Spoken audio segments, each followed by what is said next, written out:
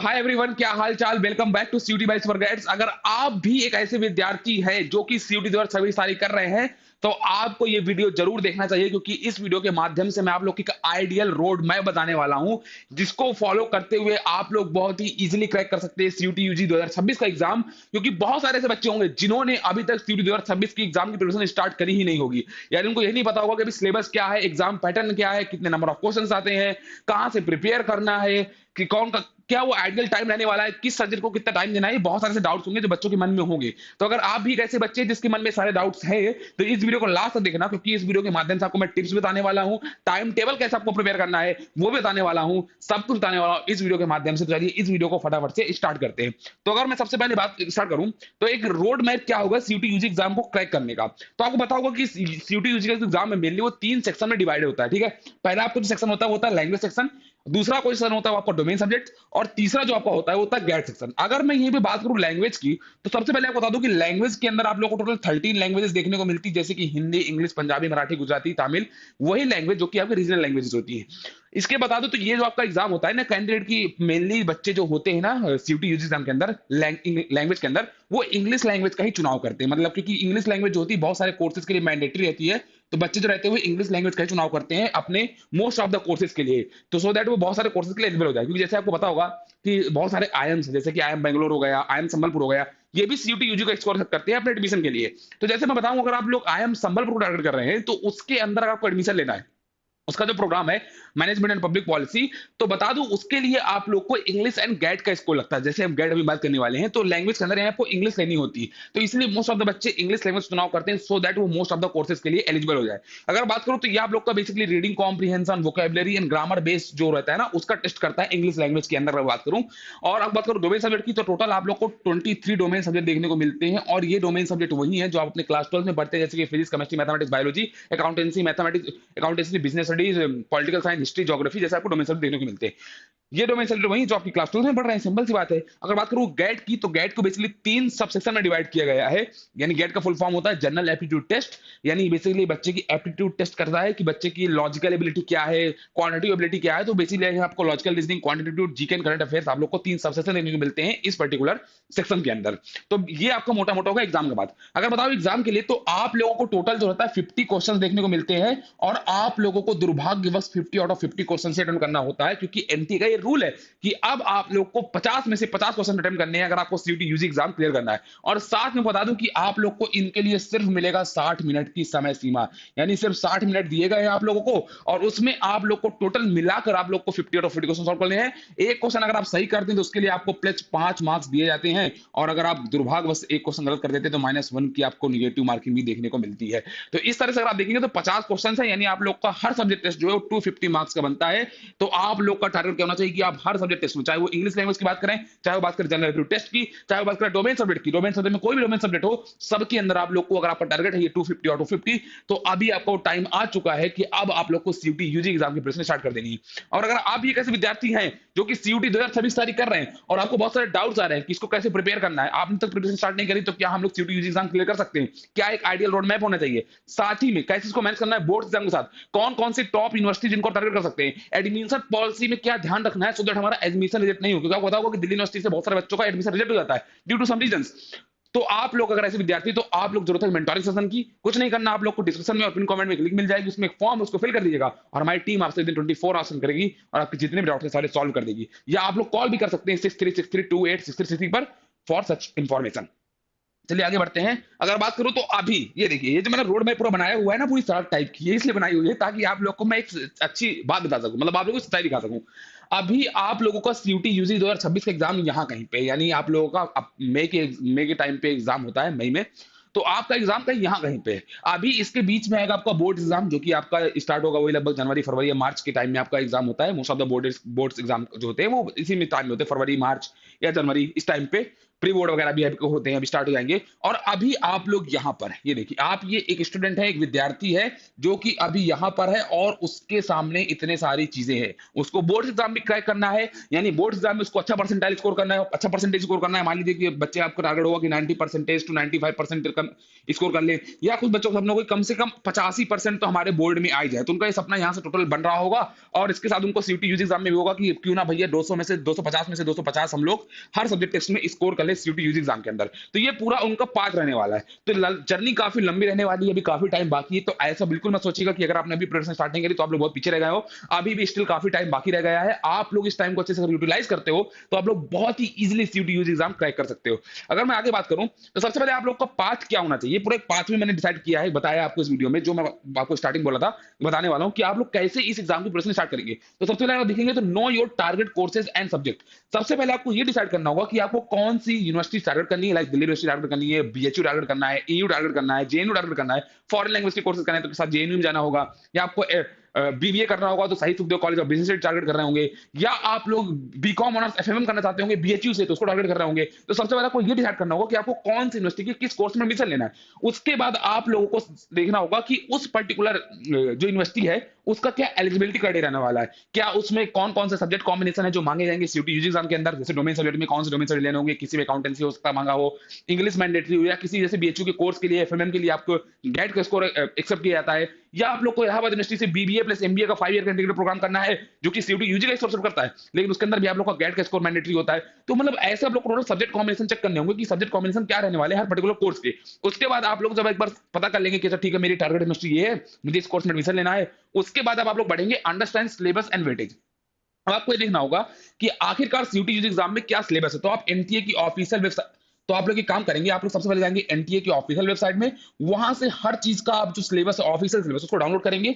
लेकिन बस इतना ही नहीं करना कि एनटीए की वेबसाइट में गए ऑफिशियल सिलेबस डाउनलोड कर लिया बस बात काम खत्म, उसी को पढ़ने स्टार्ट करिए। नहीं, आप लोगों को प्रीवियस ईयर क्वेश्चंस जो है प्रीवियस ईयर जो पेपर्स हैं उनका एनालिसिस बहुत इंपॉर्टेंट यहाँ पे हो जाता है, क्योंकि बहुत सारे ऐसे क्वेश्चंस देखे गए हैं प्रीवियस ईयर में मतलब 2022 से 2025 तक में कि एनटीए की ऑफिशियल सिलेबस में तो डिस्क्राइब नहीं होते, लेकिन कहीं ना कहीं वो सीयूटी यूजी एग्जाम के अंदर पूछ जाते हैं घुमा घुमा के। बात करूं तो एनसीईआरटी डिलीटेड टॉपिक्स भी सीयूटी यूजी एग्जाम में पूछ जाते हैं जो कि आप लोगों के एनटीए के ऑफिशियल वेबसाइट देखने को नहीं मिलते।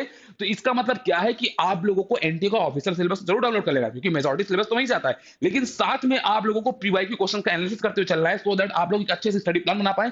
सारे टॉपिक्स नोट डाउन कर लीजिएगा और उसके बाद अपनी प्रिपरेशन को स्टार्ट कीजिएगा। वेटेज जरूर चेक करना है आपको चैप्टर वाइज, कौन से चैप्टर का कितना वेटेज है, मतलब जैसे लॉजिकल रीजनिंग बात करें तो लॉजिकल रीजनिंग में कैसा सिलेबस क्वेश्चन आते हैं, सब आपको डिसाइड कर लेना है और इसके एक पूरी आप लोगों को नोट बना लेनी है, ठीक है। इसके बाद make daily week study plan.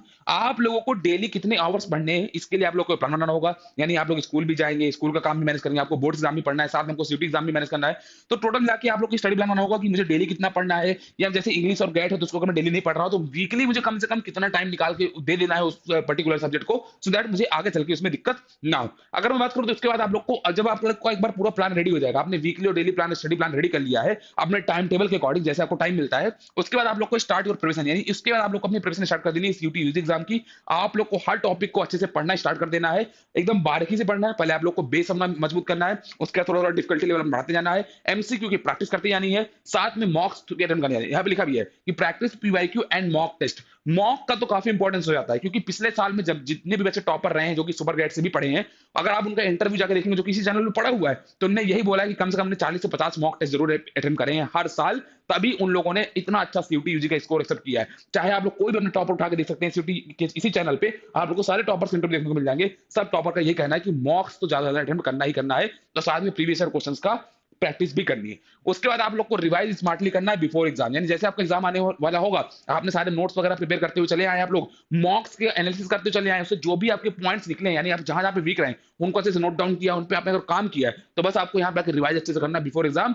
And बस उसके बाद क्या है, उसके बाद आपका सपना दूर नहीं है, you can easily score 250 out of 250 in CUET UG exam.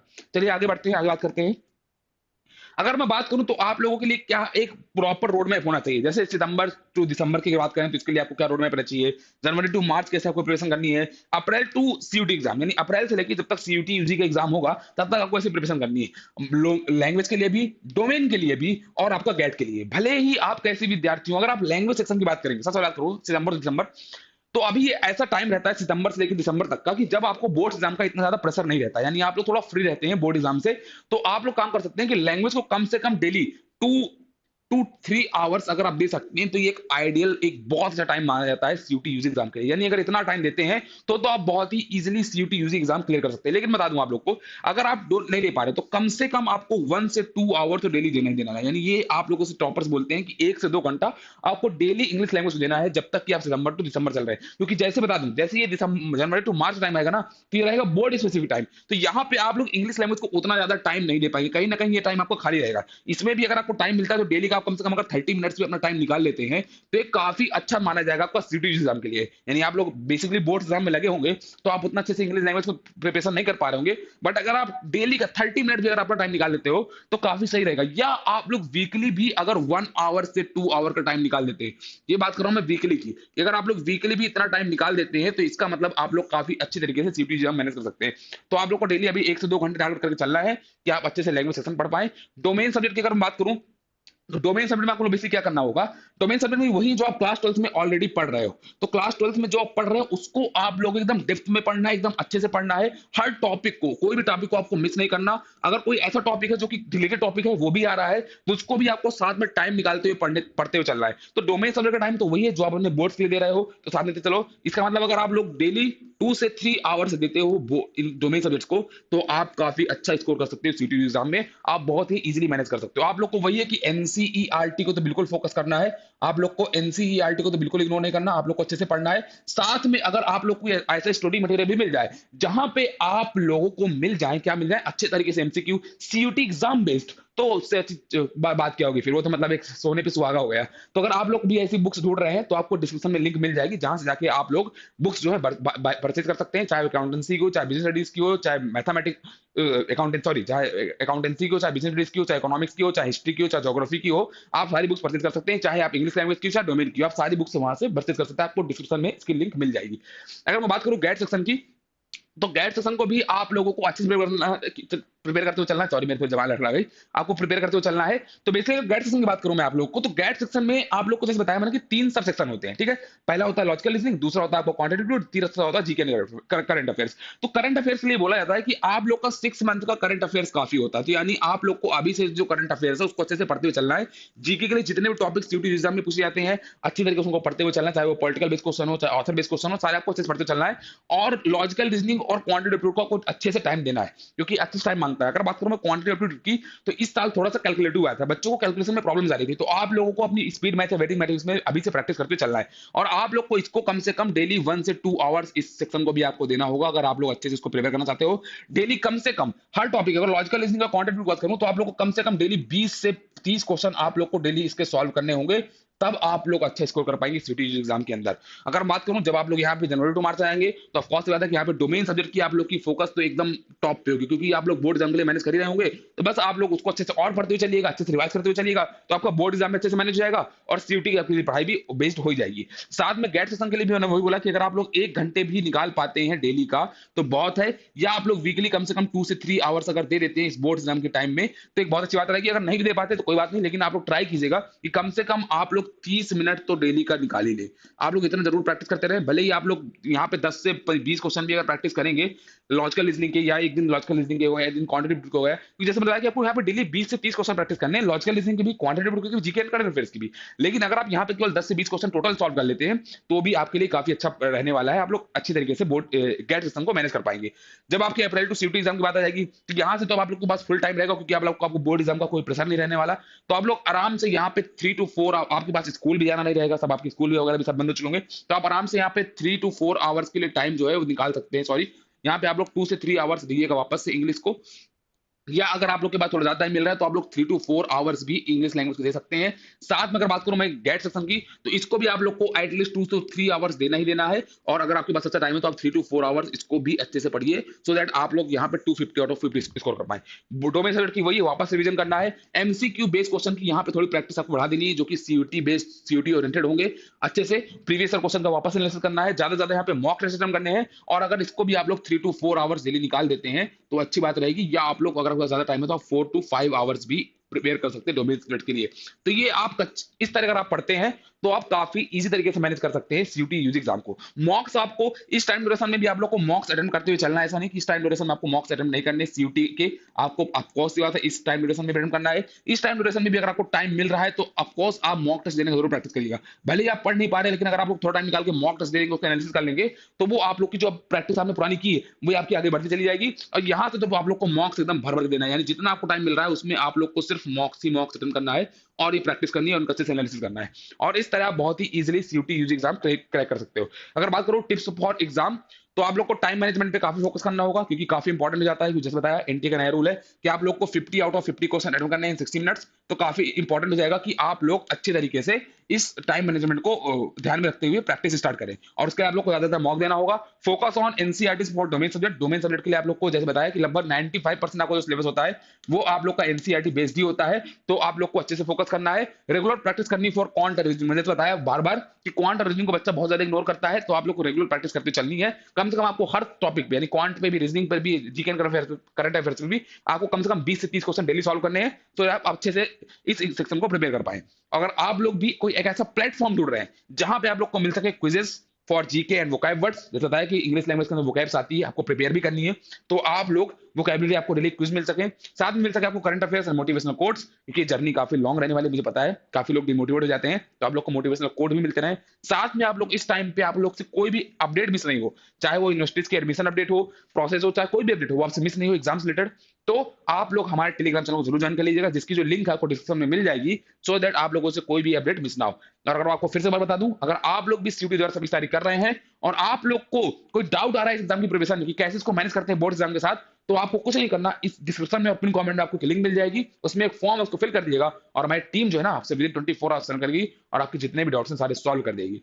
तो मिलते हैं आप किसी नेक्स्ट वीडियो में किसी और अच्छी इन्फॉर्मेशन के साथ। आप कमेंट सेक्शन में जरूर पूछ सकते हैं कि, या बता सकते हैं कि आपको कौन से टॉपिक में वीडियो चाहिए, क्या आप लोगों को दिक्कत आ रही है सीयूटी एग्जाम की प्रिपरेशन में, उसके ऊपर हम जरूर जरूर वीडियो लेके आएंगे। और ऐसे इन्फॉर्मेटिव वीडियोस के लिए हमारे चैनल को सब्सक्राइब करना मत भूलिएगा और शेयर कर दीजिएगा उस दोस्त के साथ जो आपका दोस्त है जो सीयूटी यूजी एग्जाम की प्रिपरेशन कर रहा है और उसको भी बहुत दिक्कतें आई, उसको भी एक रोड मैप चाहिए था, तो ये वीडियो साथ शेयर करना मत भूलिएगा। मिलते हैं इस वीडियो में, तब तक के लिए गुड बाय।